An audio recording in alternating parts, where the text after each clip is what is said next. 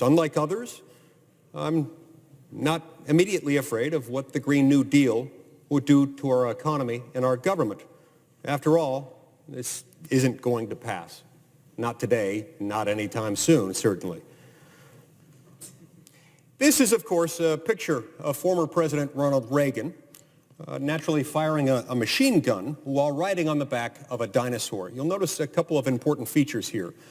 First of all, the rocket launcher strapped to President Reagan's back, and then the stirring, unmistakable patriotism of the velociraptor holding up a tattered American flag, a symbol of all it means to be an American.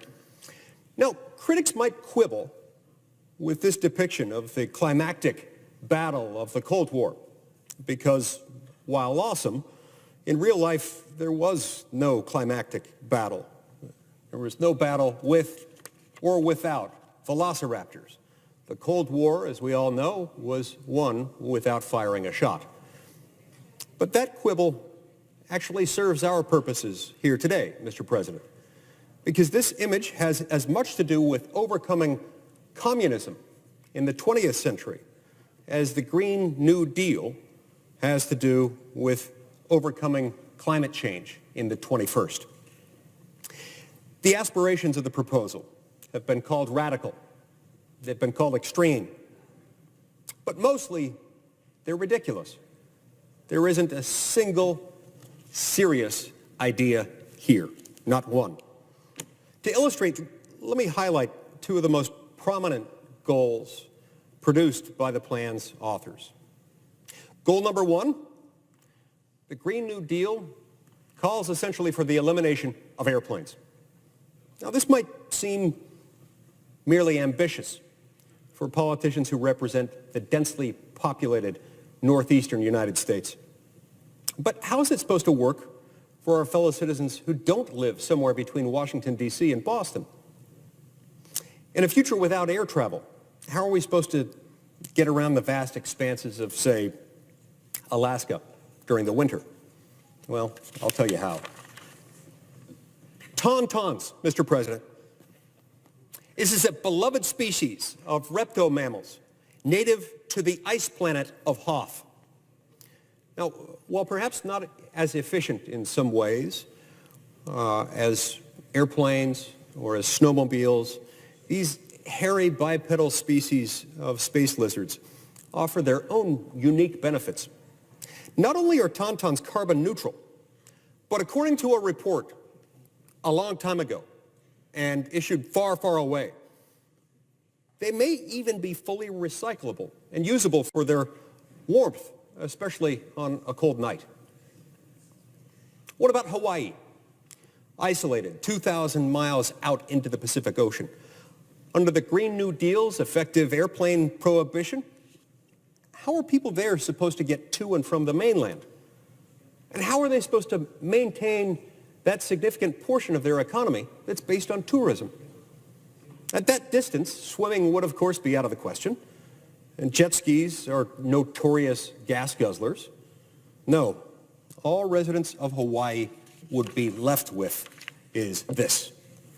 This is a picture of Aquaman, a superhero from the undersea kingdom of Atlantis, and notably here, a founding member of the Super Friends. I draw your attention, Mr. President, to the 20-foot impressive seahorse he's riding. Under the Green New Deal, this is probably Hawaii's best bet. Now, I'm the first to admit that a massive fleet of giant, highly trained seahorses would be cool. It would be really, really awesome. But we have to consider a few things. We have no idea about scalability or domestic capacity in this sector. The last thing we want is to ban all airplanes and only then find out that China or Russia may have already established strategic hippocampus programs designed to cut the United States out of the global market. Mr. President, we must not allow and cannot tolerate a giant seahorse gap. Goal number two. The Green New Deal anticipates the elimination of all cows. Talking points released by the sponsors of the resolution the day it was introduced cited the goal of, quote, fully getting rid of, and I'll paraphrase a little bit here, flatulating cows. Now, Mr. President, I share their concern. But honestly, I think you've got to remember that if they think the cows smell bad, just wait till they get a whiff of the seahorses. But back to the cattle. I've got a chart to illustrate this trend. As you can see, Mr. President, on the left, these little cows represent the bovine population of America today. On the right is the future population under the Green New Deal. We would go from about 94 million cows to 0 cows. No more milk, no more cheese, no more steak, no more hamburgers. Over the state work period last week, I visited some farms to find out for myself what Utah's own bovine community might think of the Green New Deal. Every cow I spoke to said the same thing. Boo. The authors of this proposal will protest that these goals are not actually part of the Green New Deal, but were merely included in supporting documents accidentally sent out by the office of the lead sponsor in the House of Representatives. But, Mr. President, this only makes my point. The supporters of the Green New Deal want Americans to trust them to reorganize our entire society, our entire economy, to restructure our very way of life, when they couldn't even figure out how to send out the right press release. The Green New Deal is not a serious policy document because it's not a policy document at all. It is, in fact, an aesthetic one. The resolution is not an agenda of solutions. It's a token of elite tribal identity, and endorsing it a public act of piety for the chic and woke.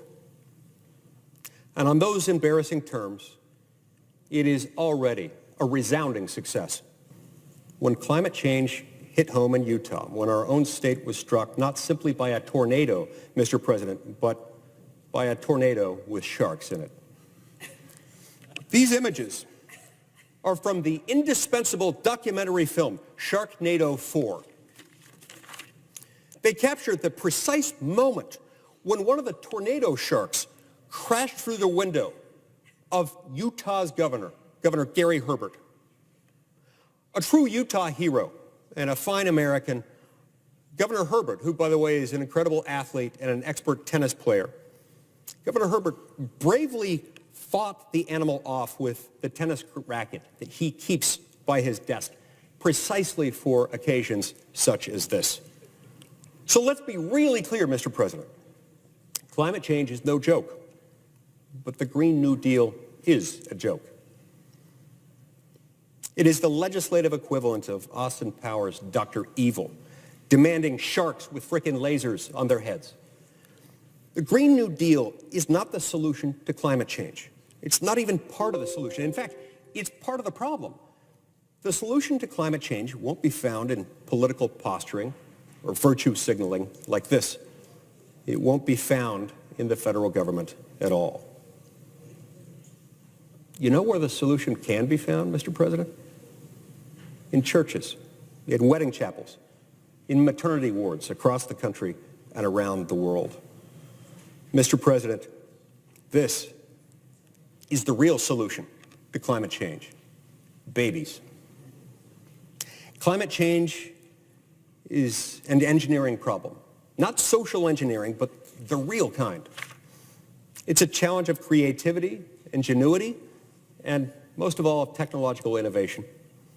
And problems of human imagination are not solved by more laws. They're solved by more humans. More people mean bigger markets for more innovation.